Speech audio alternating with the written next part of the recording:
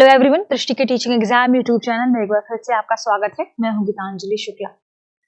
जैसा कि आप सभी जानते हैं, हम यहाँ यूजीसी नेट के प्रीवियस ईयर क्वेश्चंस पर डिस्कशन कर रहे हैं। यानी विगत वर्षों में यूजीसी ने जो अपने एग्जाम कंडक्ट कराए हैं, उन एग्जाम्स में ज्योग्राफी से यानी भूगोल विषय से कौन से प्रश्न पूछे गए हैं, किस तरीके से प्रश्नों को फ्रेम करने की प्रवृत्ति रही है, हम उन पर यहाँ चर्चा लगातार कर रहे हैं।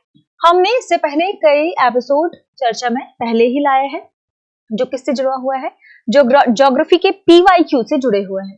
ध्यान क्या रखना है आपको कि पिछले जितने भी वर्षों में ज्योग्राफी में इंपॉर्टेंट प्रश्नों को फ्रेम करने की प्रवृत्ति रही है, प्रश्नों को कैसे आपको डील करना है, ये यहाँ पर हम चर्चा में लाएंगे। ठीक है, तो इससे पहले जो भी विषय हमने पढ़े हैं वो किससे जुड़े हुए थे, जो क्वेश्चंस हमने देखे हैं वे जुड़े हुए थे जियोमॉर्फोलॉजी से यानी भू आकृति विज्ञान से। भू आकृति विज्ञान के ही प्रश्नों पर हम आगे चर्चा करेंगे और बढ़ते हैं हमारे आज के सेशन की ओर, जियोमॉर्फोलॉजी से जुड़े हुए कुछ अन्य और महत्वपूर्ण प्रश्न। ठीक है, देखते हैं। प्रश्न है, सेंट एंड्रियाज भ्रंश निम्नलिखित में से किसका द्योतक है? किसका द्योतक है यानी इनमें से कहां पर सेंट एंड्रियाज भ्रंश निर्मित हुआ है और किस वजह से हुआ है? पूछा जा रहा है किसका द्योतक है यानी किस प्रक्रिया के माध्यम से सेंट एंड्रियाज भ्रंश का निर्माण हुआ है। ठीक है, तो इस तरीके से यहां प्रश्न पूछा गया है। ऑप्शन क्या है? बेनियोफ क्षेत्र। ऑप्शन बी है पट्टिका यानी प्लेट का रचनात्मक मार्जिन। सी ऑप्शन है पट्टिका यानी प्लेट का विध्वंसक मार्जिन और ऑप्शन डी है पट्टिका यानी प्लेट का कंजर्वेटिव मार्जिन।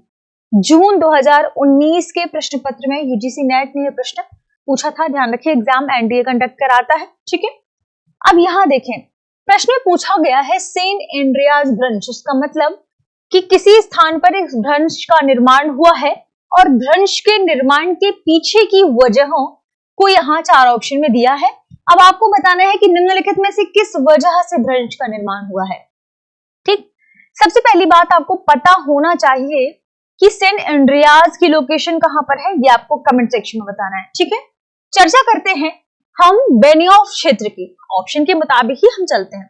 बेनियोफ क्षेत्र की यदि हम बात करें तो हम क्या जानते हैं कि जब अभिसारी प्लेट सीमांत या कंजर्वेटिव, ध्यान रखें, जो अभिसारी प्लेट सीमांत है, अभिसारी का मतलब क्या है? अभिसारी यानी दो प्लेटें आपस में क्या हो रही हैं? टकरा रही हैं। सेम दिशा में, एक ही दिशा की ओर दोनों प्लेटें आ रही हैं और आपस में टकरा रही हैं, जिसमें जो भारी प्लेट है वे हल्की प्लेट के नीचे चली जाएगी। ठीक है, ध्यान रखें, भारी प्लेट क्या होगी? हल्की प्लेट के नीचे चली जाएगी, कुछ इस तरीके से। यह क्षेत्र क्या कहलाएगा? अभिसरण क्षेत्र कहलाएगा, अभिसरण क्षेत्र। ठीक है, अब ये भारी प्लेट जो क्षेपित होकर, ध्यान रखें, क्षेपित होकर कहां जा रही है? नीचे की ओर जा रही है और पृथ्वी के ठीक नीचे क्या है? बहुत अधिक ताप है, ताप बहुत अधिक है, इसका मतलब यहां पर इस प्लेट का क्या हो जाएगा? गलन हो जाएगा। ठीक है, ये ध्यान रखें। अब आपसे पूछा गया बेनियोफ क्षेत्र कहां क्या है?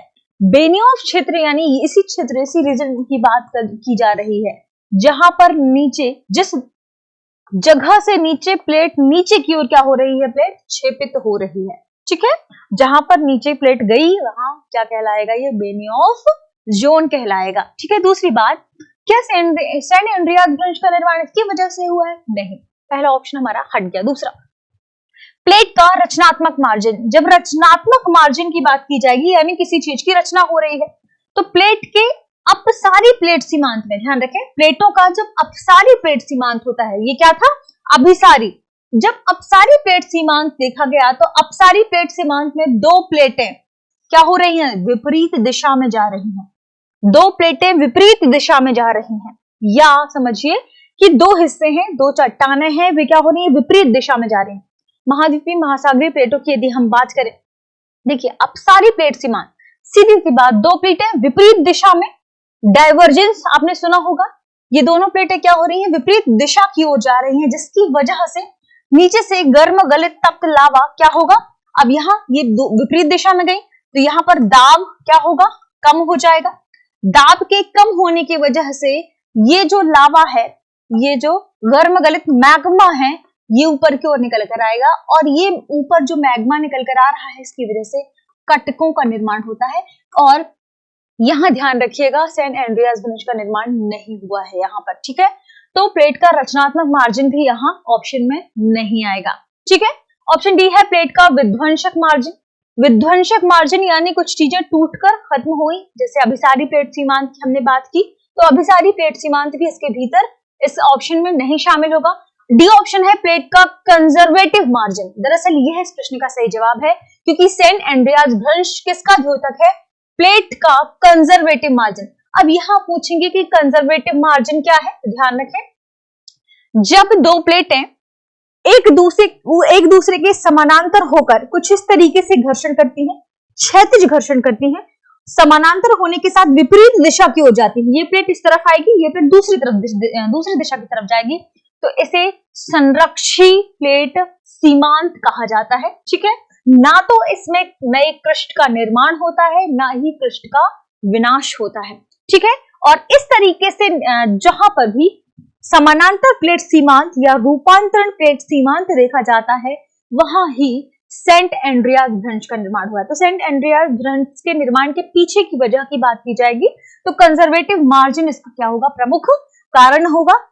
ध्यान रखना है, इसे रूपांतरित या रूपांतरण भी के नाम से भी जाना जाता है और समानांतर प्लेट सीमांत इसका नाम है, ठीक है।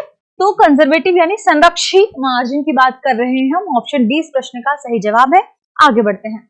अगला प्रश्न है, निम्नलिखित में से कौन से हिमधाव प्राकृतिक रूप से सर्वाधिक विनाशकारी होते हैं? हिमधाव, हिमस्खलन का बहुत बड़ा बंच नीचे की ओर जब गिरे या जब कहीं हिमस्खलन हो तो उसके बारे में प्रश्न पूछा गया है। हिमधाव, हिम का बंच नीचे की ओर गिर रहा हो, हिमस्खलन के नाम से हम इसे जानते हैं। तो निम्नलिखित में से कौन सा हिमधाव प्राकृतिक रूप से सर्वाधिक विनाशकारी होगा?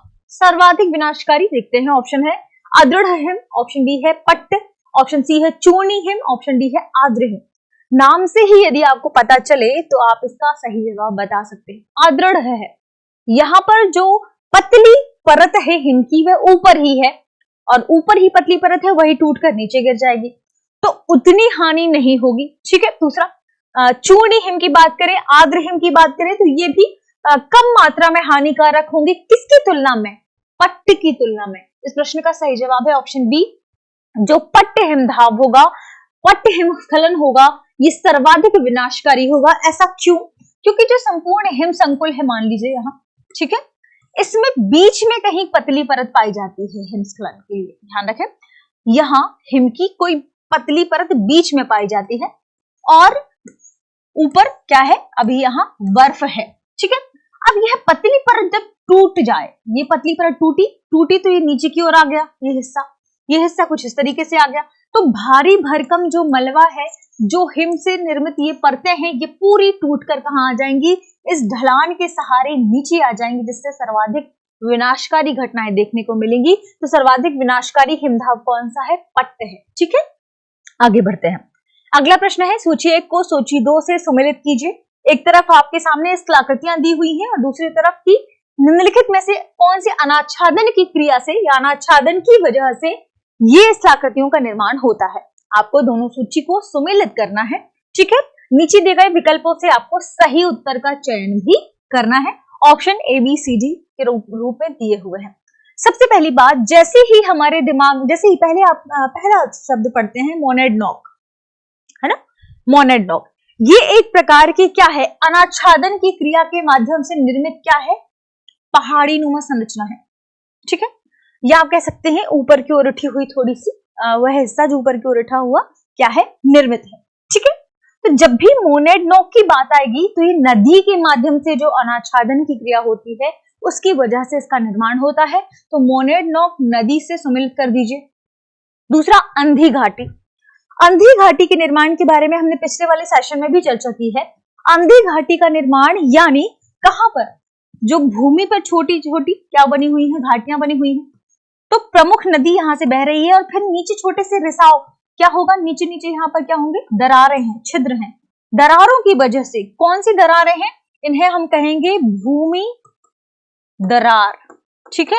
या आप इन्हें क्या कहेंगे? आप इन्हें कहेंगे गुफा। कौन सी गुफा?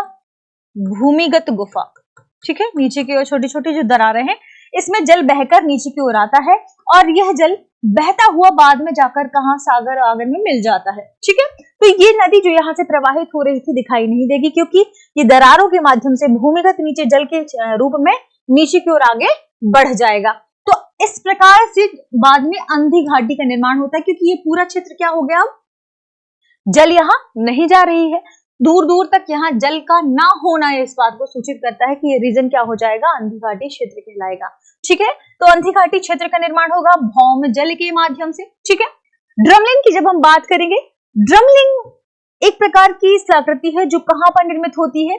जो बर्फ से ढकी हुई सतह होती है, जो हिमनद वाला क्षेत्र होता है, ध्यान रखिए वहां पर, और हिमनद के अनाच्छादन के माध्यम से ड्रमलिन का निर्माण होता है। ऑप्शन यहाँ देखिए बी से सम्मिलित कीजिए। ड्राई काउंटर्स का निर्माण होता है पवन के माध्यम से। अब देखते हैं इसका सुमेलन क्या सही होगा। ठीक है, पहले का 4 है, अंधी घाटी का 3 है, ड्रमलिन यानी 2, ड्राई काउंटर्स 1।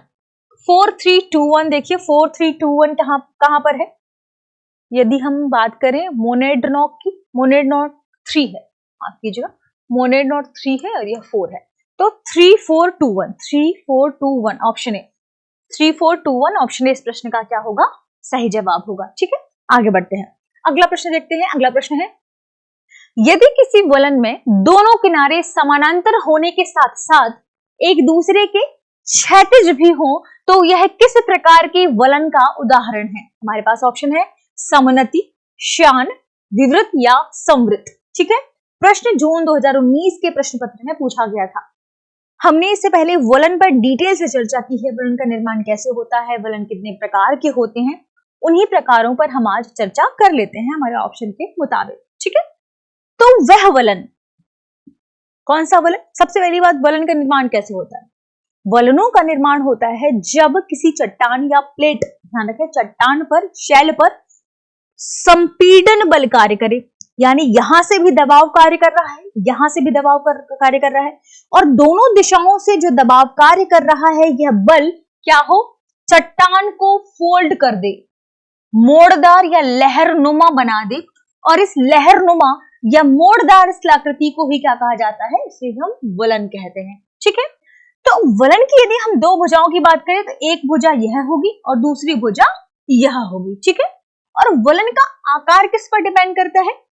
कि कितना बल दोनों तरफ से लगाया गया है, ये जो शैल है कितनी कठोर थी, कितनी नर्म थी, इसके आधार पर भी डिपेंड करता है। ठीक है, अगर हम आपसे प्रश्न में क्या पूछा जा रहा है कि वलन में, किसी वलन में दोनों किनारे, मतलब इस तरफ वाली भुजा और यह भुजा, ठीक है, ये दो भुजाएं हो गई वलन की, भुजा 1 और 2, दोनों किनारे समानांतर होने के साथ साथ, ये देखिए दोनों क्या है? समानांतर है, लेकिन आगे क्या है? एक दूसरे के क्षैतिज भी हैं।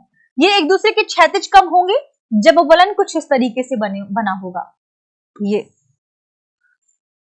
ये दोनों भुजाएं एक दूसरे, देखिए दोनों में बल कार्य कर रहा था, इतना अधिक संपीड़न बल कार्य करने लगा कि संपीड़न बल के कार्य करने की वजह से ये क्या हो गया? समानांतर हो गई दोनों, और ये क्षैतिज भी हो गई साथ में, दोनों भुजाएं क्या हो गई? समानांतर हो गई प्लस क्षैतिज हो गई।